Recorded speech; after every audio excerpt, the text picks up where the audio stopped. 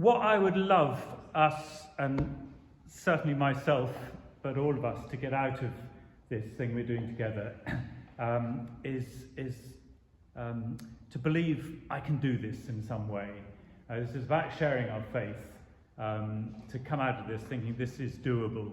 And one or two have already looked at bits in the book and have felt as I have, this is a real help to making it doable.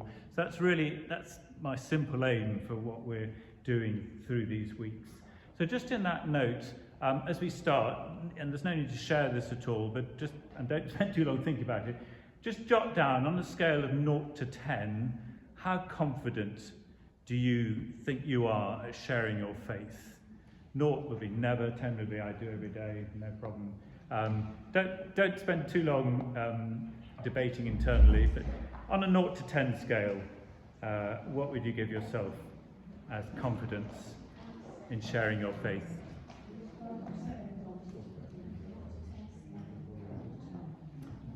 Great. And while we're doing that, just to say if any are watching this online later, thanks for joining us.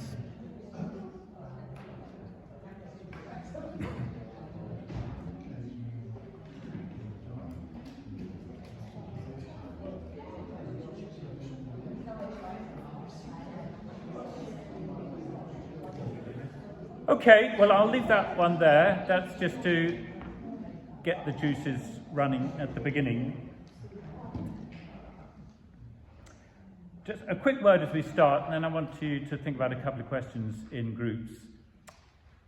The verse we've taken for our verse for the year, which also is used in the diocesan year of prayer for growth and renewal, is those words from 1 Corinthians chapter 3, verse 6, where Paul says, I planted, Apollos watered, but God gave the growth. I think what's really helpful about that is it shows that in the growth of the gospel and the spread of the gospel, the growth of God's kingdom, there's a part that we play and there's a part that God plays. Paul says, I planted, Apollos watered, but we couldn't give the growth. That was for God to do, but our part was to plant and to water. I think what's nice about that too is it demonstrates that they had different abilities and gifts and different roles. So they were both in the business together, but one was a planter, one was a waterer. I don't think one necessarily needs to sort of define those things too closely, but it's different sort of aspects of the same thing.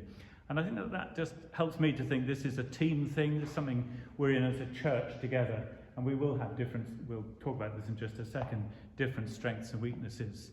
But it's lovely for churches in this together. It's not just that not over there, a great evangelist, and we leave it to them, but is it something we can share as a whole church family, so it's part of our DNA, part of our culture together.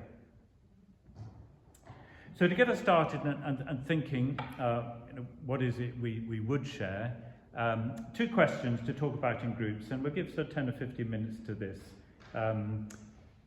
What do you love most about Jesus' character? What do you love most about Jesus' person, his character, and why? What is it about Jesus that is really attractive to you and appeals to you? And then second question is, why is your faith important to you? Okay, so that's something you can write things down if you want, but just to talk about in our groups. Some are a little bit on the large side, but hopefully we can get around. What do you love about Jesus' character? Why is your faith important to you? Okay, I'll switch this off for a minute.